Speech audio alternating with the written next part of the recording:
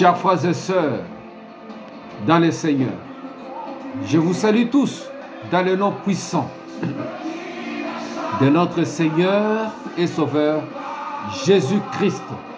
Nous sommes dans notre émission de prière et d'intercession pour le Grand Congo, pour le Congo-Brazzaville et pour le Congo-Kinshasa. Parce que Dieu m'a donné la charge de prier pour le Grand Congo, pour les deux Congos en fait. Parce que ma mission, c'est celle-là. Et je l'annonce ouvertement. Le Congo-Kinshasa, c'est ma patrie de naissance. Et le Congo-Brazzaville, c'est ma seconde patrie parce que je vis au Congo-Brazzaville. Plus de 30 ans, je suis au Congo-Brazzaville et j'affectionne cette nation dans le passif et dans l'actif. Et Dieu me donne la mission de prier parce qu'il y a une grandeur qui se dégage. En tant que peuple bantou, nous avons une mission d'affirmer un leadership au cœur de l'Afrique centrale. Et ça partira par le peuple congolais que nous sommes de tous bords. Voilà pourquoi l'intercesseur ne juge pas. L'intercesseur, il regarde à l'autorité qu'il a établie, qui est Dieu. L'intercesseur, il est le réparateur. L'intercesseur, il est celui qui aplanit, celui qui montre, celui qui montre le souhait qu'il désire pour le bien-être de tous. L'intercesseur, c'est l'âme qui peut bien identifier les vraies raisons et les vraies causes qui minent une société, qui minent une nation. Voilà pourquoi Dieu m'a donné cette portion d'esprit et de pouvoir m'engager dans cette voie. Je suis la voix de sans voix et qui crie et qui intercède pour le bien-être. Et nous voyons le Congo pas dans le format actuel. Nous le voyons dans l'avenir. Nous le voyons dans la splendeur et dans la grandeur parce que c'est une nation qui doit s'affirmer et se confirmer par rapport aux réalités spirituelles. Donc, aujourd'hui, nous nous appuyons sur la parole du Seigneur parce que Dieu, c'est lui qui est l'autorité supérieure. Nous appliquons la parole de Dieu à nos prières et nous intercédons. Parce que nous voulons que demain ou après nous, ceux qui viendront après trouveront un socle sur lequel ils bâtiront quelque chose de plus fondamental et de plus solide que nos pères n'ont pas fait. Voilà pourquoi nous sommes dans le livre d'Apocalypse, chapitre 21, au verset 11. Qu'est-ce que la parole de Dieu nous dit? Elle rayonnait de la gloire. Elle rayonnait de la gloire de Dieu. Son éclat ressemblait à celui d'une pierre très précieuse, d'une pierre de jaspe, transparente comme du cristal. On nous parle de elle. Elle, c'est qui? C'est une ville. C'est un personnage. C'est un être. C'est un état d'esprit. Elle rayonnait de la gloire de Dieu. C'est une ville qui rayonnait de la gloire de Dieu. Et son éclat ressemblait à celui d'une pierre précieuse. Son éclat ressemblait à celui d'une pierre précieuse de jaspe, transparente comme du cristal. Le cristal, c'est comme un verre. Le cristal, c'est une pierre précieuse qui reflète une gloire. Lorsque le miroir, lorsque le vitre de cristal est devant le soleil, le cristal reflète le reflet ou le rayonnement du soleil. C'est ça.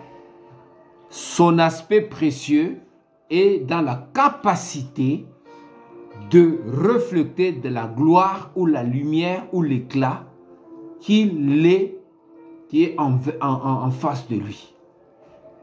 Quel est l'éclat qui est en face du jaspe? Quel est l'éclat qui est en face du cristal? C'est l'éclat de Dieu.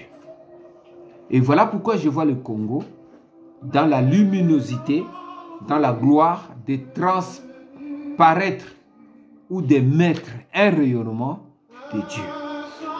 Nous allons voir comment Dieu nous parle aujourd'hui et nous devons prier.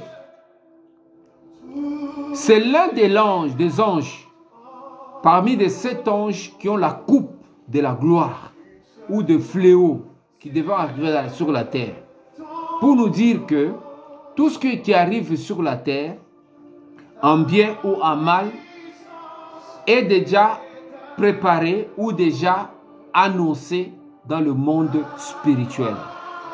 C'est le monde spirituel qui annonce toutes choses. Et lorsque nous vivons dans un lieu donné, là où Dieu t'a mis, que tu sois au Congo, que tu sois à Paris, que tu sois aux États-Unis, c'est des espaces géographiques, là où Dieu te place, là où tu adhères, là où tu veux vivre. Sache bien que le monde physique obéit à le monde surnaturel. Il y a des esprits territoriaux. Au Congo, tu vivras certains conflits, tu vivras certains combats. Lorsque tu te déplaces ailleurs, tu verras autre chose. Bref, pour nous dire que Dieu nous a placés là où nous sommes pour un but. C'est pour amener le surnaturel de Dieu de se manifester. Dieu a dit à Pierre, sur toi, je bâtirai mon église. C'est que l'église est bâtie pas sur l'édifice, sur la renommée d'un homme. L'église est bâtie sur une personne qui détient une révélation. Voilà pourquoi nous prions pour ceux que tu vas occuper une parcelle d'autorité, que ce soit au Congo, doit être d'abord des hommes spirituels qui obéissent à la spiritualité de Dieu. Sur toi, je bâtirai mon église. L'église que Dieu bâtit sur une personne, c'est une église qui a révélé la personne. Jésus a dit, qu'est-ce que les hommes disent de moi? Les uns disent que tu es Élie, tu es l'un des prophètes, tu es X, tu es Y. Ok, mais vous, que dites-vous de moi? C'est là où Pierre s'est révélé et dit, tu es le Messie, tu es le Fils de Dieu. Et Jésus était heureux de savoir que il investissait son ministère pas sur des gens qui n'avaient pas la capacité de l'identifier et ou d'identifier sa vraie nature de Fils de Dieu. Et lorsque Jésus a entendu cela sortir de Pierre, il a dit, Pierre, tu es heureux de dire ces choses. Ce ne vient pas de toi. C'est mon Père qui t'a révélé ces choses. Je te donnerai les clés du royaume. Tout ce que tu diras sur la terre. Tout ce que tu fermeras sera fermé dans les cieux. Et tout ce que tu ouvriras sera ouvert. C'est que l'intercesseur a les clés du royaume. S'il y a des personnes que le monde doit craindre, ce n'est pas ceux qui détiennent des armes atomiques, ce n'est pas ceux qui détiennent des pouvoirs financiers ou de donner des sanctions aux nations. S'il y a des gens à craindre aujourd'hui et que vous identifiez, c'est des intercesseurs. Les intercesseurs, ce sont des fils de Dieu qui ont l'âme et l'esprit de Dieu, qui ont les clés du royaume, qui peut changer la nature de temps. Élie, c'était un intercesseur de même nature que nous. Lorsqu'il a regardé le ciel, il a dit, il n'y aura pas de pluie sur ma parole. Pendant 3 ans, il n'y a pas eu la pluie. Et lorsqu'il a prié pour que la pluie revienne, il a intercédé. Il a mis même sa tête entre ses pieds. Et il annonçait toujours à son serviteur d'aller voir s'il y a un nuage, il y a quelque chose qui s'annonce pendant 7 fois. Pour dire pour briser, pour détruire, il suffit d'un clin d'œil. Mais pour bâtir, ça prend du temps. Le Congo, le Grand Congo, doit être refondre. Le Grand Congo, en tant que nation à devenir demain, doit être refondre. Tout doit être refondre. Toute chose doit être refondre. Pour bâtir une structure solide. Et pour refondre, ça demande un prix à payer. Un prix à payer. Et ce prix, l'Église doit savoir le prix du sacrifice. Comme toute femme qui accouche doit savoir le prix du sacrifice de la vie. Nous sommes dans l'Apocalypse, bien-aimés. Je ne vais pas vous éparpiller. Mais qu'est-ce que l'Apocalypse nous parle? Les livres les plus fondamentaux que nous devons plus lire, pour lesquels nous devons plus intercéder, qui renferment l'autorité des nations, qui renferment l'autorité des gouvernements, c'est le livre d'Apocalypse. C'est le livre que mon Dieu m'a révélé. Nous prions sur l'Apocalypse parce que l'Apocalypse renferme le pouvoir des nations. Ça renferme tout ce que nous vivons aujourd'hui. La chute de Babylone et ce que nous allons vivre demain, c'est dans l'Apocalypse. Les livres d'Apocalypse, c'est le livre le plus clé. Voilà pourquoi il est voilé. Et si nous prions et nous intercédons sur l'Apocalypse, ce n'est pas pour dire que non, tout doit tomber. Non, tout tombera et sera rebâti, mais sur de nouvelles bases, avec une nouvelle mentalité. Qu'est-ce que Dieu dit?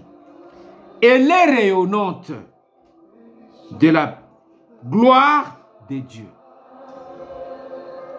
Son éclat ressemble à celui d'une pierre précieuse, d'une pierre de jaspe, transparente comme du cristal. Quelle est cette personne qui doit rayonner? Dieu nous dit que notre lumière luise devant les hommes, qu'ils voient nos bonnes œuvres et qu'ils glorifient notre Père.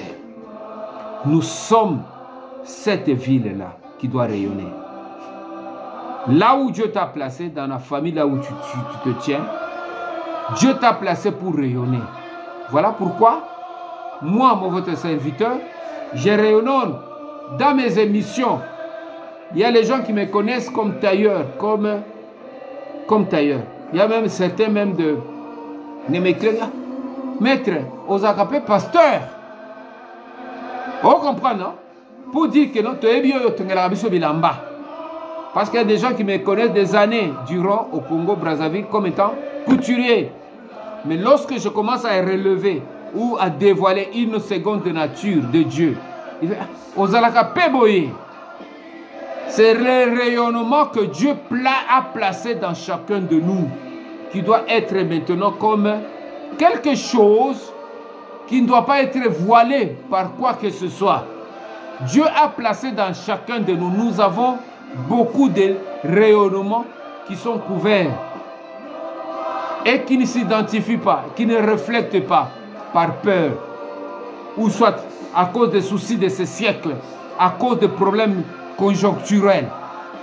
Mais j'ai jugé bon, en choisissant les moyens qui m'est ouvert aujourd'hui, c'est les réseaux sociaux, de les utiliser pour la gloire du Seigneur, pour évangéliser, pour parler à des personnes X ou Y qui entendraient ces choses, pour dire que non, nous devons refléter la gloire de celui qui nous a amenés sur la terre.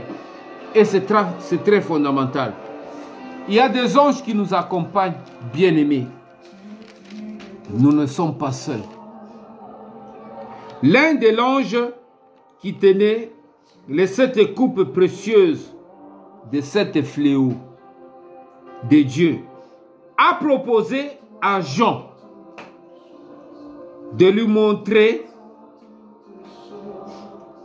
de lui montrer l'épouse, l'agneau, et pour cela, il lui a transporté en esprit sur une haute montagne.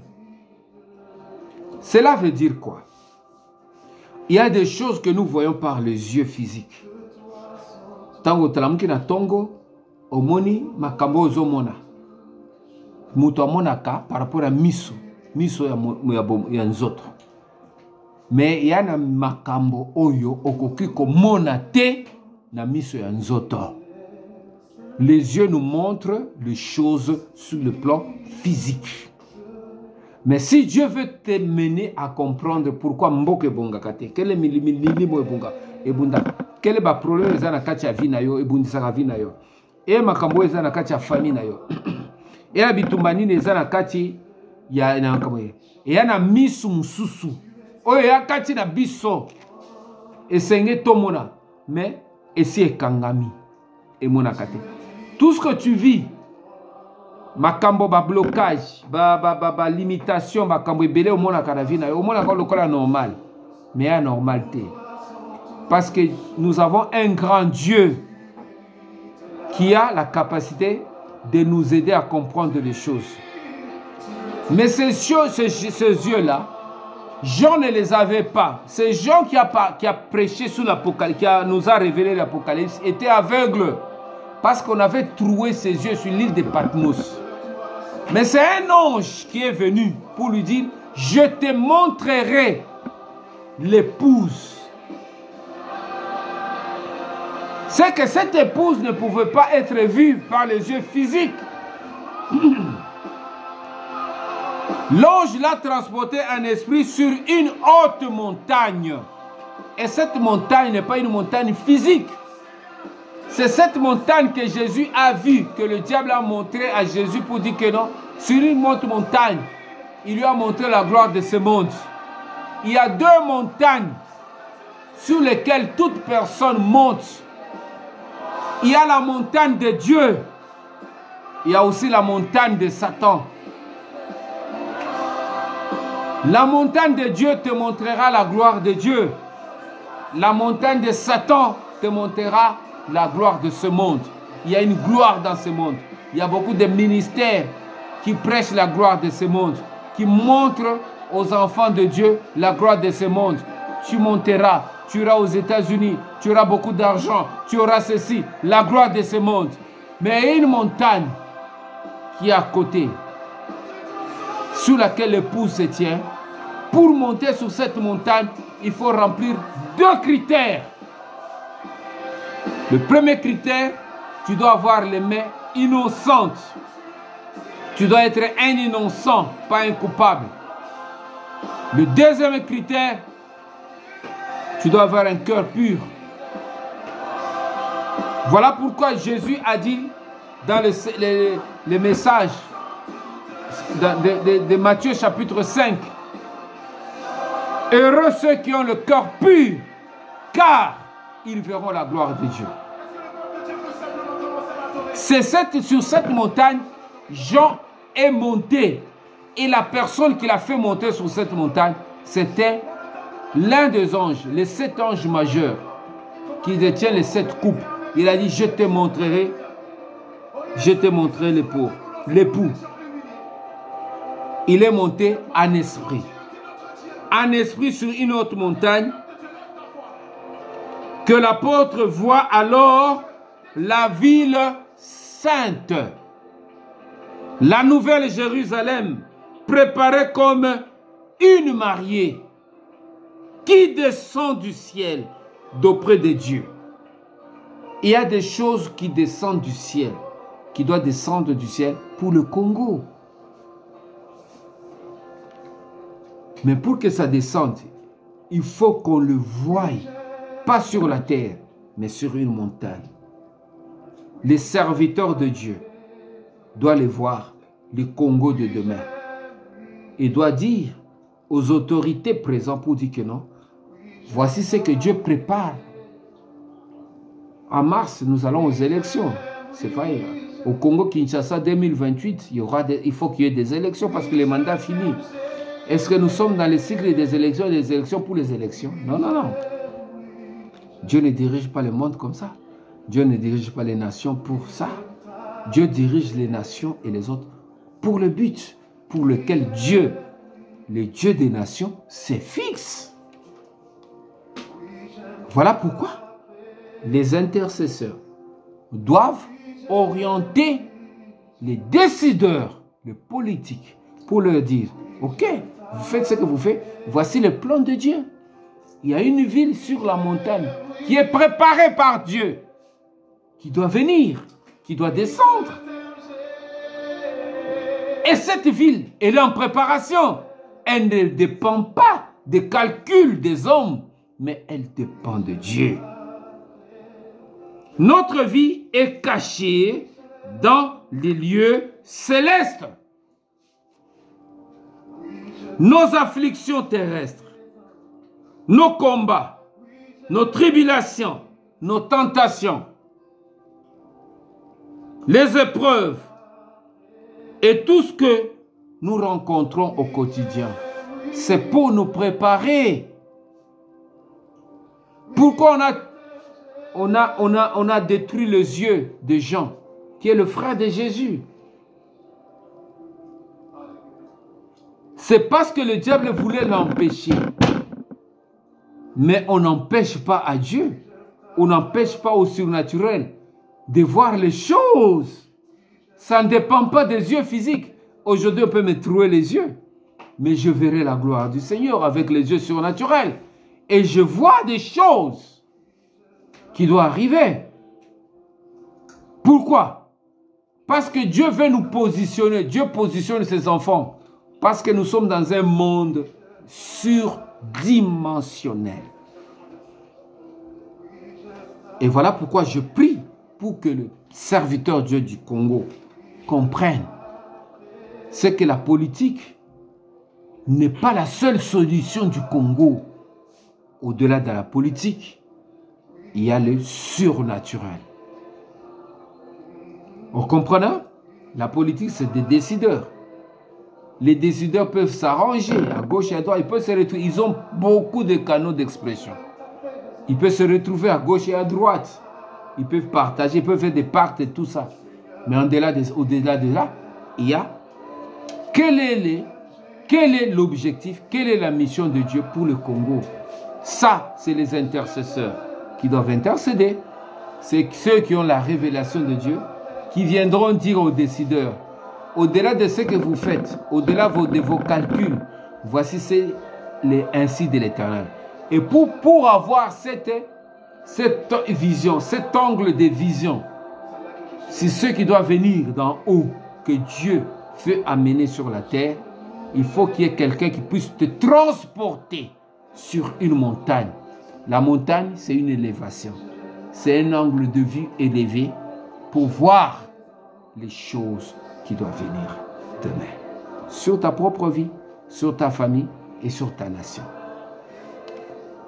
La nouvelle Jérusalem rayonne de la gloire de Dieu. La nouvelle Jérusalem ne rayonne pas de la gloire d'un homme. Il n'y a aucune gloire d'un homme qui doit rayonner dans le Grand Congo. Le Grand Congo doit rayonner de la gloire de Dieu. Et ça demande que toute personne doit comprendre la volonté de Dieu, l'autorité de Dieu, à tout niveau de responsabilité. Le Grand Congo ne réunira jamais la gloire d'un homme. Il n'y a aucun homme qui bâtira le Grand Congo. Dieu bâtira le Grand Congo. Il fera rayonner sa gloire. Je vis descendre du ciel d'auprès de Dieu la nouvelle sainte, la nouvelle Jérusalem, préparée comme une mariée qui est faite belle pour son épouse, pour son époux. La vie chrétienne est une vie de préparation. Dieu doit préparer les Congolais que nous sommes à la responsabilité. Dieu doit préparer les Congolais que nous sommes, que ce soit du Congo Kinshasa ou du Congo Brazzaville, non seulement à la responsabilité, mais aussi à la maturité. Le Congo ne doit pas être bâti par les étrangers. Ce sont des entreprises étrangères qui viennent au Congo, qui investissent au Congo et qui bâtissent nos villes. Les Congolais n'est pas seulement un peuple, une identité, mais c'est aussi une langue. Les Congolais de demain, pas d'aujourd'hui, bâtiront. Ils parleront le congolais, comme les Chinois parlent le chinois, comme les Français parlent le français, comme les Anglais parlent l'anglais. Chacun s'identifiera à sa nationalité et comme les Banyarwanda parlent le Kinyarwanda, les Congolais parleront le congolais. Les Congolais bâtiront sur leur identité. C'est ce que je viens de voir. Une ville préparée. C'est ce qui est dans la préparation. Ça demande qu'aujourd'hui ou demain, je serai vivant ou je ne serai pas vivant. Mais je parle de ce qui adviendra. Brazzaville ne s'appellera plus Brazzaville dans le temps à venir. Parce que les Congolais connaîtront que des Brazza n'est pas Congolais. C'est un étranger. Ils bâtiront sur leur histoire. Ils bâtiront. Pourquoi Brazzaville ne s'appellera pas Makokoville?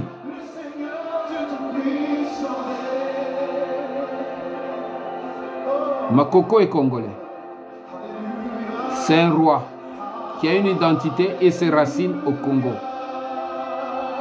Je parle et je me reflète maintenant dans l'avenir de ce qui va être préparé dans les jours à venir. Et c'est là où les Congolais chercheront plus leur identité. Même le français que nous parlerons congolais. Je ne sais pas les Congolais sera quelle langue. Mais dans les jours à venir, on ne parlera plus français. Le français, l'anglais et les autres langues seront les langues à côté du congolais. Nous nous habillerons en congolais. Nous parlerons congolais.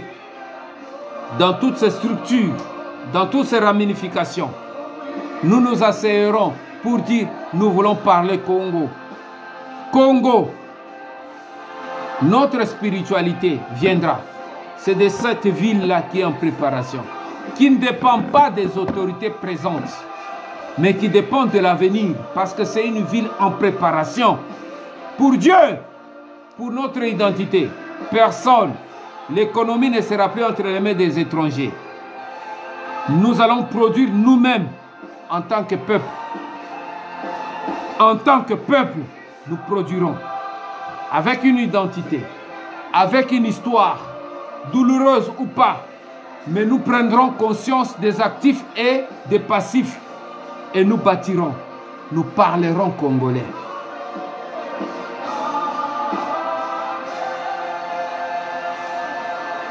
Exode chapitre 34 verset 29. Qu'est-ce que la parole de Dieu dit? Moïse descendit de la montagne de Sinaï, ayant dans la main les 2 tablettes du témoignage. Et il ne savait pas que la peau de son visage était devenue rayonnante pendant qu'il parlait avec Jéhovah.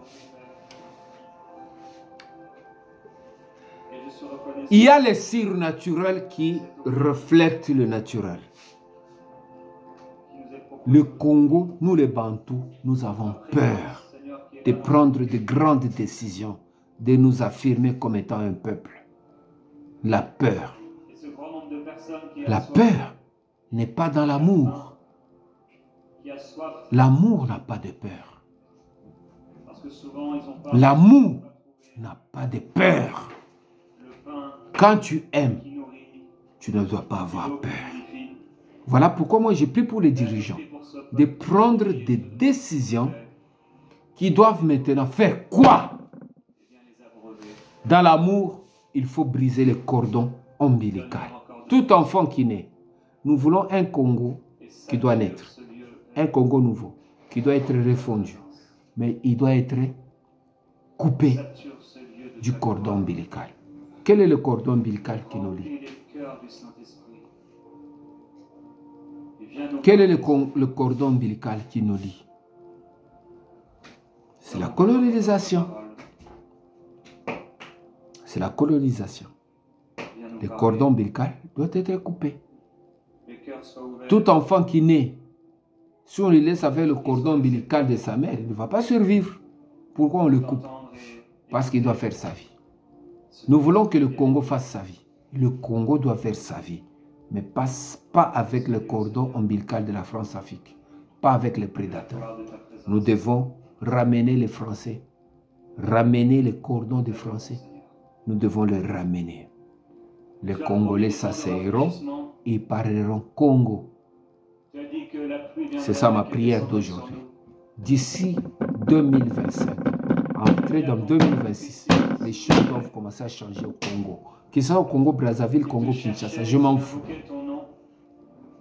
Des choses doivent apparaître. Et si je fais des émissions, moi je ne suis pas Congolais de Brazzaville, je suis Quinois, je suis Zaïrois, des pères et des mères. Mais je sens comme Dieu me retient au Congo pour un but. J'ai un carnet d'adresse, je sais là où je travaille, je sais ce que je fais et je fais. Mais je sens qu'il y a une issue naturelle.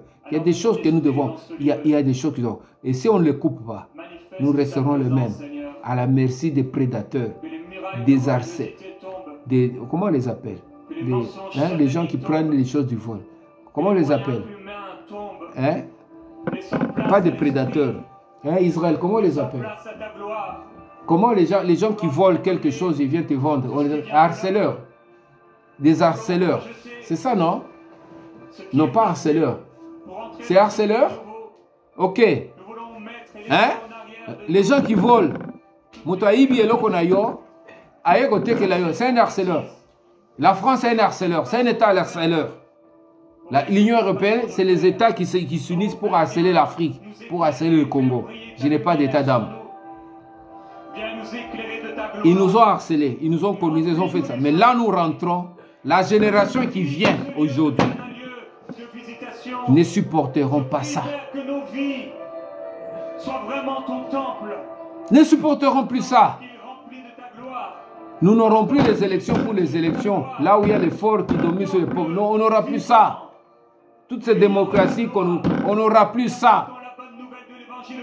Nous soutiendrons les nôtres autant qu'il soit. Même 100 ans avant Dakar. Ça sera l'aspiration de tout un peuple. Pour celui qui veut mettre sur le piédestal. Nous allons le décider dans les jours à venir. Parce que c'est cette lumière qui va descendre. Ça ne dépend pas d'un homme. Tous les désordres que nous vivons, ça va écouer.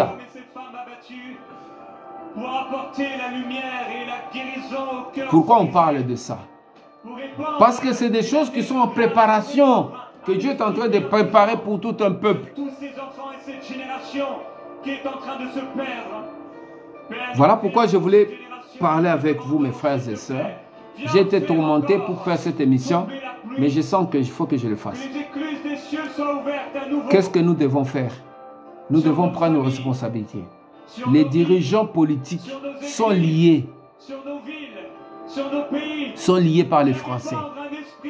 Ils ne peuvent rien décider pour... Il faut que les Français décident pour nous. Nous ne sommes pas les esclaves des Français. Même si on parle, je vous parle en français.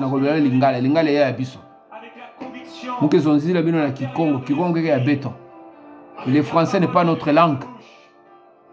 Nous devons maintenant nous affirmer en tant que peuple avec une identité congolaise. Je veux prier pour que l'esprit du Congo s'affirme et se réveille. Cette ville, elle est en devenir, elle arrive. Seigneur, je te remercie et je te rends grâce. Parce que tu veux que le monde entende ces choses. Père, merci pour la grâce, pour la vie qui vient, pour le nouveau Congo. celle qui vient, qui ne dépend pas des hommes, qui ne dépend pas de qui que ce soit, qui doit se démarquer, qui doit couper le cordon ombilical de la prédation, de la colonisation, qui doit s'affirmer en tant que peuple dans sa vision régalienne. Je prie, ô Éternel mon Dieu, en tant qu'intercesseur.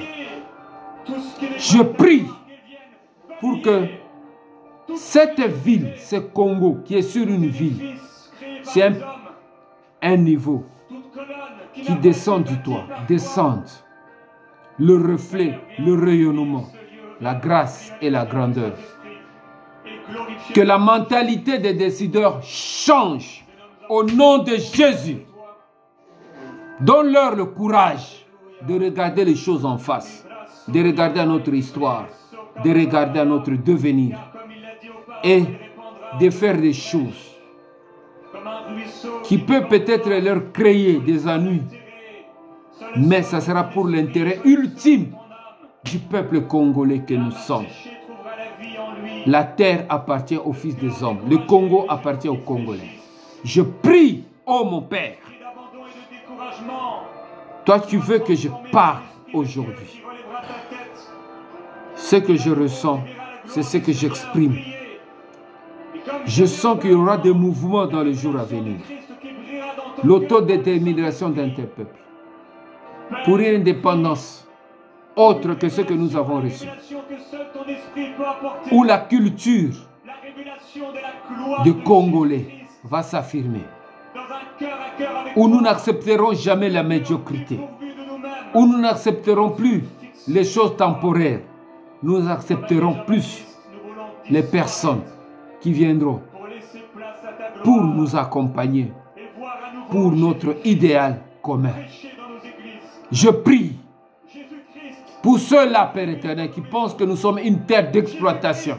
Ils viennent, ils prennent le coton, ils prennent l'or, ils prennent le diamant, ils prennent le pétrole, ils prennent pour s'affirmer. Ces choses vont s'arrêter. Aujourd'hui, je les arrête au nom de Jésus. Je donne le courage aux décideurs par la prière de comprendre 40 ans durant, nous avons tourné en rond. Nous devons maintenant bâtir. Mais ça demande un prix. Que le prix soit payé. Jésus, tu as payé le prix. Au nom de Jésus. Que ta main maintenant, Seigneur,